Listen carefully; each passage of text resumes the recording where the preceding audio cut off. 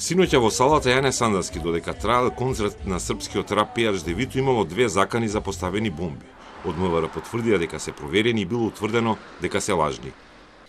На 22.11.2025 година во 20 часот и 51 минута и 21 часот и 17 минути на линијата за итни повици 112 се добиени телефонски пријави за наводно поставени експлозивни направи во објектите на спортската сала Јане Сандарски и хотелот до неа. Веднаш се преземени неопходните мерки и активности од страна на полициските службеници. Извршени се потребните проверки и утврдено е дека станува збор за лажна пријава. Се преземаат мерки за расчистување на случајот. Според сознанијата на Телма, и двата повика се дојдени од телефони кои веднаш по јавувањето се исклучени. Но полицијата успеала да лоцира, за разлика од 2 претходни случаи со истата промотерска куќа, кога нивни концерти биле празнети поради лажни закани за бомби. Повиците биле од државата, но за време на концертот не била испразнета салата и пејачот, познат по носење на маска за да го крие лицето, го одржал до крај до 23 часот. Извори на Телма објаснува дека претходно, поради искуството на промотерот со лажни закани, тој е известил скопската полиција и бил направен специјален план за да се избегнат несакани последици. Пред концертот, антитерористички тим направил проверка на празната сала, а организаторот на концертот имал и детектори за метал.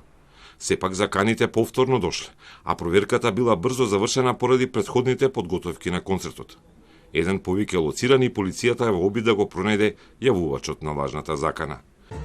За 2 дена ова е втор концерт на кој се појавуваат безбедносни ризици.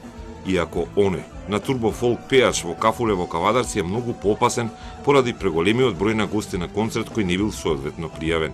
Од пазарната инспекција тврде дека постојано се вршат проверки на места каде се собираат млади на организирани концерти и јавни настапи. Неделно правиме по десетици проверки во случаите кога откриваме непочитување на законот или се затвораат угостителските објекти. Покочани постојано сме на терен, во конкретни случаи беа регистрирани многу прекршоци, а ние ќе издадеме платни налози за глоба на сопственикот на објектот, бидејќи се утврдени 2 прекршоци: пречекорување на бројот на гости и пушење во затворен простор. Во тек се подготовки на измени на закон за угостителска дејност и за вакви дејствија се планира воведување на кривични дела за сопствениците на објектите, кои ги ставаат во опасност сопствените гости.